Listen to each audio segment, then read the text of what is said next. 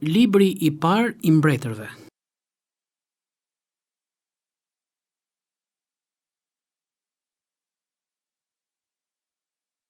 Kapitulli 14.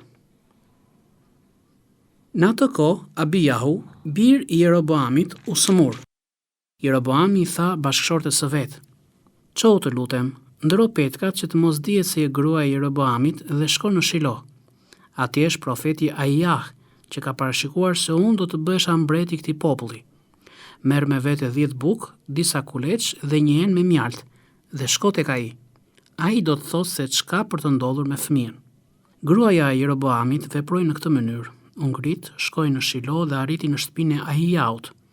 Ahijahu nuk shikonte dot sepse syt I qenë errur nga pleqëria.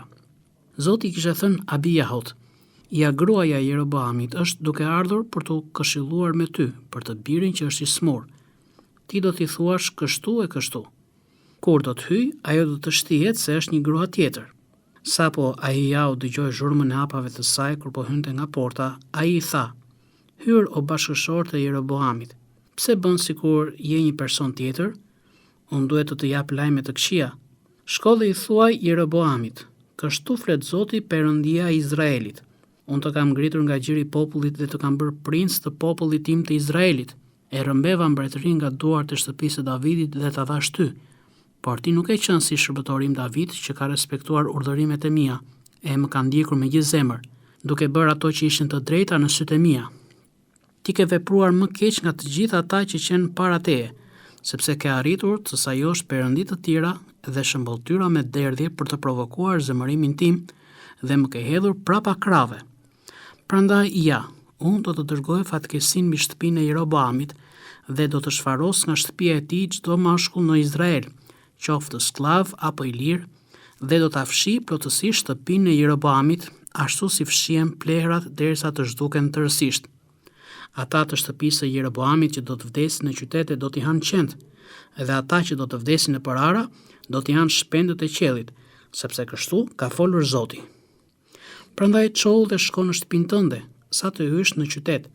Fëmia ka për të vdekur. Tërë Izraeli do ta vajtojë dhe do ta varros.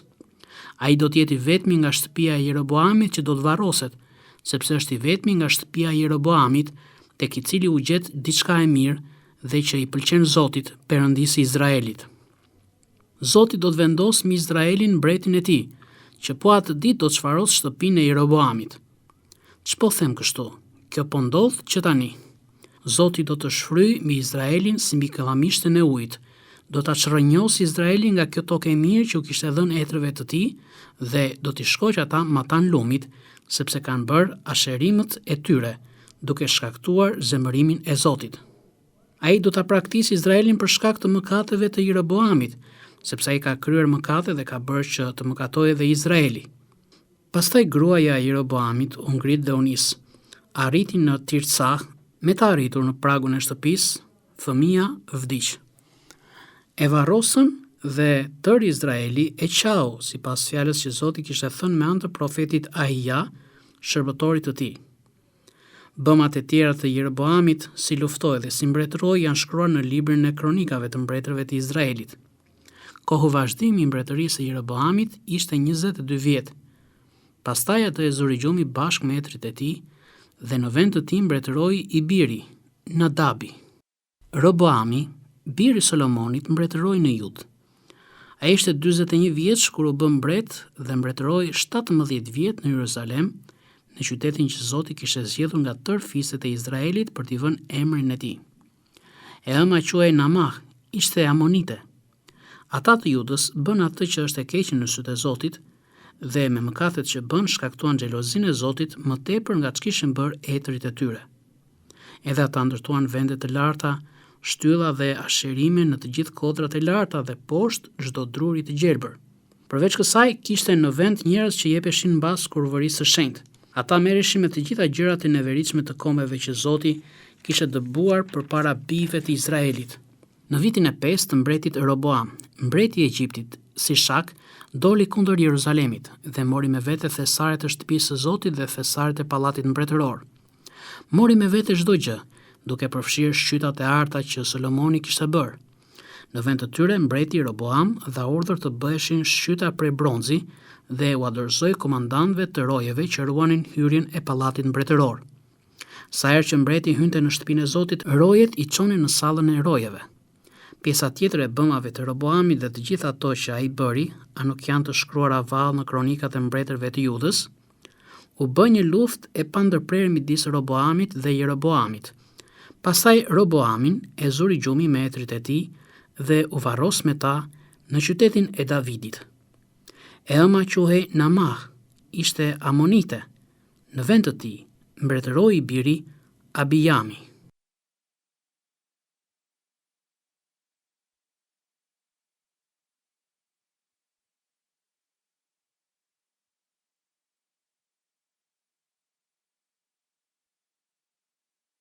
Kapitulli 15. Në vitin e 18 të mbretërisë së Jeroboamit, birit të Nebatit, Abijami filloi të mbretërojë mbi Judën. Ai mbretëroi 3 vjet në Jeruzalem. Ema quhej Maka dhe ishte bie e Abshalomit. Ai kreu mëkatet që Iati kishte bërë para tij dhe zemra e tij nuk u shëndërua plotësisht Zotit, Perëndisë së tij, ashtu si zemra e Davidit, atit të tij. Megjithatë, për dashurinë që ushqente për Davidin, Zoti, Perëndia e tij, i la një llampë në Jeruzalem dhe e ngriti të birin mbas tij dhe e bëri të qëndrueshëm Jeruzalemin, sepse Davidi kishte bërë atë që ishte drejt në sytë e Zotit dhe nuk ishte larguar nga ajo që Zoti i kishte urdhëruar të bënte gjatë gjithë kohës së jetës së tij, me përjashtim të rastit të Uriaut Hiteut. Midis Roboamit dhe Jeroboamit pati luftë saqë gjallë Roboami. Pjesa tjetër e bëmave të Abijamit dhe të gjitha ato që ai bëri, a nuk janë të shkruar vallë në librin e kronikave të mbretërve të Judës, pati luftë midis Abijamit dhe Jeroboamit. Pastaj Abijamin e zuri gjumi bashkë me etrit e tij dhe u varros në qytetin e Davidit. Në vend të tij mbretëroi i biri Asa. Dhe në vitin e 20 të mbretërisë së Jeroboamit, mbretit të Izraelit, Asa filloi të mbretërojë në Judë. Ai mbretëroi 41 vjet në Jeruzalem. Ema quhej Maka dhe ishte bi e Abishalomit. Asa bëri atë që është e drejtë në sytë e Zotit, ashtu si Iati Davidi. Eliminoi nga vendi ata që merreshin me kurvëri të shenjtë dhe të rridhujt e krijuar nga etrit e tij. Hoqi nga posti mbretëreshës nënën e tij Maka, sepse ajo kishte bërë një idhull të neveritshëm të Asherahut. Asa e rrëzoi atë idhull të neveritshëm dhe e dogji pranë përrojit Kidron. Por vendet e larta nuk u eliminuan. Megjithatë, zemra e Asës mbeti plotësisht e shenjtëruar Zotit gjatë gjithë jetës së tij. Ai solli në shtëpinë e Zotit gjërat e shenjtëruara nga Iati dhe gjërat që ai vetë i kishte shenjtëruar, argjendin, arin dhe enët. Pati luftë midis Asas dhe Bashas, mbretit të Izraelit gjatë gjithë jetës së tyre. Basha, mbreti i Izraelit, doli kundër Judës dhe ndërtoi Ramahun, me qëllim që të pengonte çdo që të shkonte ose të vinte nga Asa, mbreti i Judës. Atëherë Asa mori tërë argjendin dhe arin që kishte mbetur në thesaret e shtëpisë së Zotit dhe thesaret e pallatit mbretëror dhe u dorëzoi shërbëtorëve të tij. Mbreti Asa i dërgoi pastaj tek Ben Hadadi, bir i Tibrimonit, që ishte bir i Hezionit, mbreti të Sirisë, e që banonte në Damask, për t'i thënë atij: le të ketë aleancë midis teje dhe meje, ashtu si ka pasur midis atit tim dhe atit tënd. Ja, unë po të dërgoj një dhuratë ari dhe argjendi. Shko dhe prish aleancën tënde me Basham, mbretin e Izraelit, me qëllim që ai të tërhiqet nga unë. Ben Hadadi dëgjoi këshillën e mbretit Asa dhe dërgoi komandantët e ushtrisë së tij kundër qytetit të Izraelit. Pushtoi Ioin, Danin, Abel Beth Makahun dhe tërë krajinën e Kenereothit me gjithë vendin e Neftalit. Sapo Basha e mësoi këtë lajm, ndërpreu ndërtimin e Ramaut dhe qëndroi në Tirsa. Atëherë mbreti Asa thiri tërë ata të Judës pa përjashtim asnjë. Ata morën nga Ramau gurë dhe lëndën që Basha kishte përdorur për të ndërtuar, dhe me këto materiale mbreti Asa ndërtoi Geban e Benjaminit dhe Micpahun. Pjesën tjetër të bëmave të Asës, të gjithë trimëritë e tij, të gjitha ato që bëri dhe qytetet që ndërtoi, a nuk janë vallë të shkruar në librin e kronikave të mbretërve të Judës? Por në preqëria i vuante nga një dhimbje te këmbët. Pastaj zuri gjumi me etrit e tij dhe e varrosën bashkë me ta në qytetin e Davidit, atit të tij. Në vendin e tij mbretëroi i biri, Jozafati. Nadabi, bir i Jeroboamit, filloi të mbretërojë mbi Izrael vitin e 2 të Asas, mbretit të Judës, dhe mbretëroi në Izrael 2 vjet. Ai bëri atë që është e keqe në sytë e Zotit dhe ndoqi rrugën e atit të tij dhe mëkatin në të cilin e kishte futur Izraelin. Pastaj Baasha, bir i Ajahut, nga shtëpia e Isakarit, komplotoi kundër tij dhe e vrau në Gibethon që u përkiste filistejve, ndërsa Nadabi dhe tërë Izraeli kishin rrethuar Gibethonin. Baasha e vrau në vitin e 3 të Asas, mbretit të Judës, dhe mbretëroi në vend të tij. Me të bërë mbret, ai shfarosi tërë shtëpinë e Jeroboamit. Nga Jeroboami s'la të gjallë asnjë, por e shfarosi krejt shtëpinë e tij, sipas fjalës që kishte thënë Zoti me anë të shërbëtorit të tij Ahia, Shilonitit, për shkak të mëkateve të Jeroboamit të kryera nga ai dhe që Izraeli i kreu me nxitjen e tij, duke shkaktuar zemërimin e Zotit Perëndisë i Izraelit.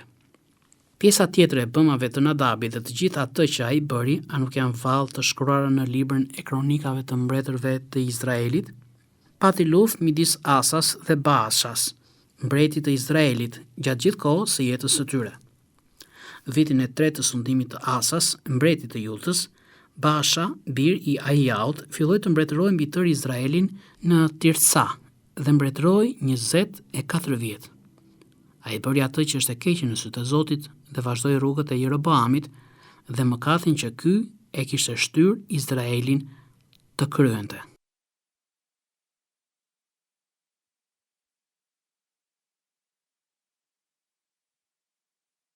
Dëgjuat lexim nga libri i parë i mbretërve, kapitujt 14 dhe 15.